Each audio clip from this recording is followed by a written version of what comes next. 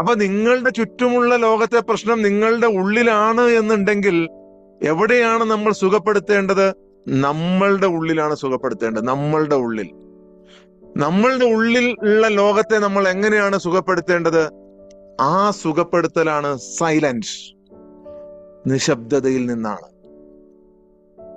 ലോകം മുഴുവൻ കലുഷിതമായിരിക്കുമ്പോഴും, ലോകം മുഴുവൻ ഒച്ചപ്പാടുകൾ നിറഞ്ഞിരിക്കുമ്പോഴും, ലോകം മുഴുവൻ ബഹളമയമായിരിക്കുമ്പോഴും നിങ്ങളെ സൈലൻസിലേക്ക് കൊണ്ടുപോകുന്ന, നിശബ്ദതയിലേക്ക് പോകുന്ന, ശാന്തതയിലേക്ക് കൊണ്ടുപോകുന്ന, സറണ്ടറിലേക്ക് കൊണ്ടുപോകുന്ന ഒരു ഗുരുനാഥൻ മാത്രമാണ് ഞാൻ.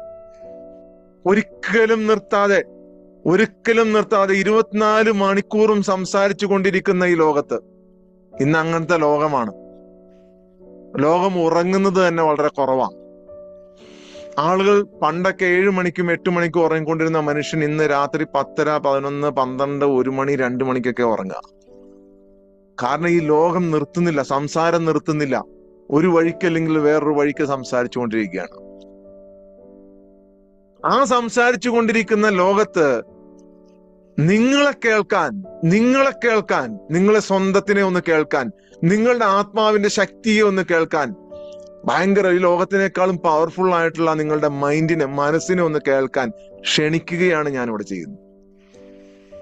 നിങ്ങളുടെ സ്വന്തം ഹൃദയങ്ങളെ ഒന്ന് ശ്രദ്ധിക്കാൻ, ഡിവൈനായിട്ടുള്ള ആ ആത്മജ്ഞാനത്തെ, നിങ്ങളുടെ ഉള്ളിലുള്ള ആ ശക്തിയെ ഒന്ന് ശ്രദ്ധിക്കാനാണ് ഞാൻ നിങ്ങളോട് പറയുന്നത്. ഒന്ന് ശ്രദ്ധിക്കാൻ. ഇവിടെ പെട്ടെന്ന് വിധിക്കാൻ കഴിയുന്ന ഒരു ലോകമാണെന്നുള്ളത്. എല്ലാം പെട്ടെന്ന് വിധിക്കും.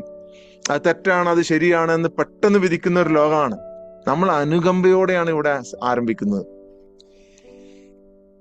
നമുക്ക് ആളുകളോട് മനസ്സിലാക്കാൻ, നിങ്ങൾ മനസ്സിലാക്കൂ എന്നാണ് പറയുന്നത്.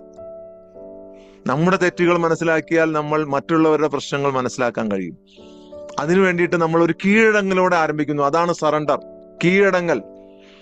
ഇന്നത്തെ ലോകം എന്ന് പറയുന്നത് നിയന്ത്രണത്തിന് ഭ്രമമുള്ള ലോകമാണ്. എല്ലാരും നിയന്ത്രിക്കണം, മക്കളെ നിയന്ത്രിക്കണം, ഭാര്യയെ നിയന്ത്രിക്കണം, ഭർത്താവിനെ നിയന്ത്രിക്കണം, എല്ലാരും നിയന്ത്രിക്കണം എന്നാണ് ലോകത്തുള്ള മുഴുവൻ ഭൂരിപക്ഷം ജനങ്ങളും ആഗ്രഹിച്ചുകൊണ്ടിരിക്കുന്നത്. എന്റെ കൺട്രോളിലായിരിക്കണം എല്ലാവരും. എന്നാൽ അതിനെല്ലാം അതീതമായ ഒരു ജ്ഞാനമുണ്ട്. അതിന് നിങ്ങൾ സറണ്ടർ ചെയ്യണം. ഇരുണ്ട